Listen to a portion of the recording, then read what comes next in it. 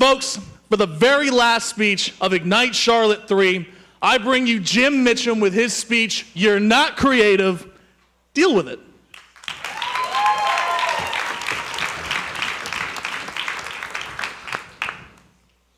So a man and a woman have sex. And then we're brought into the world on a bolt of electricity, slapped on the ass and told that we are unique. And we are. There's not another human being on the planet exactly like us. We are completely unique individuals. However, because we're human, we're not original, and we're not creative.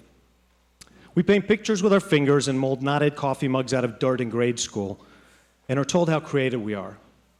We write essays in college that explore strange new concepts, and we're lauded for our creative thinking. We write ad campaigns that get people to act en masse, and we're celebrated for our creative genius, except we're not. We're just people. And the best we could do as people is build on existing ideas. Rather, true creativity is reserved for divine beings. Let there be light and all that.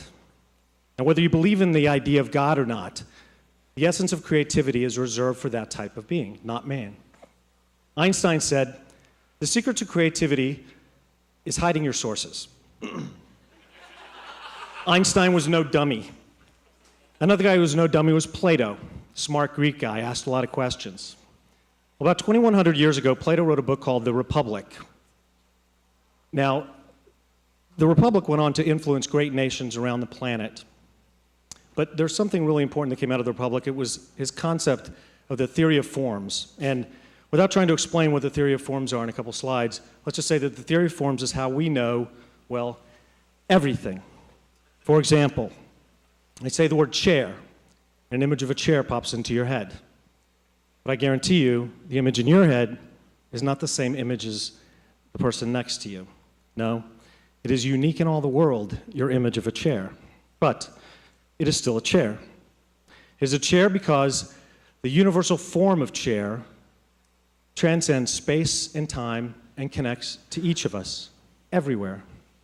Which means, even if you were to create the coolest chair ever seen, using a technique that no one's ever heard of before, essentially, it's still just a chair, and it's not original. So, this is where I go, I'm a writer, I'm not a speaker. Yes. So, pardon me while I whip this out.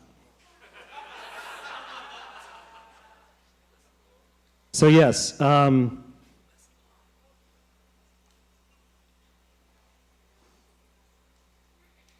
only a God is capable of creation. That's right. And here's the deal, it works this way for everything. Every idea, every universal concept, everything you know has already been thought of before. If humans were capable of true creation, no one would understand the creation because none of us would have a reference point. We'd all be scratching our heads, which means we're really more creative, or we're more innovative than we are creative. And I'm totally losing it up here, and I sincerely apologize for this. So we can apply creative techniques to solve problems, and we can be artistic in our endeavors, but essentially, we just steal ideas. And that's okay, as long as we accept it for that, rather than give ourselves some delusional divine rank, which is just ridiculous. A long time ago, I broke into advertising as a copywriter, and they called me a creative. My job was to get people to think about things in new ways. And I was really good at it, but instead of trying to be creative, every time a creative brief came across my desk, I took comfort in knowing that nothing's really creative. So, proof of this was my colleagues rushing off to award annuals for inspiration on every project. I didn't do this, I enjoyed a challenge, and I figured that with a little logical thinking, any creative challenge could be solved. And they are. I'm so far behind, I apologize. Iconic ad man Leo Burnett said, "The secret of all creativity is not the creation, or secret of all effective advertising is not the creation of new and tricky words and pictures, but one of putting familiar words and pictures into new relationships." Clearly, Burnett understood Plato's theory of forms. The rest of us, not so much. We try to play God and laud each other for our accomplishments, and instead we end up standing up on stage with one slide to go. Oh no! Okay, I'm not creative. Picasso was, and Picasso said, good artists copy, great artists steal. And he's the kind of guy that I think everybody here would agree is creative. So the next time you see someone with their eyelids pierced and their tongue tattooed, just remember this. We're all just stealing from one another. Nothing's creative.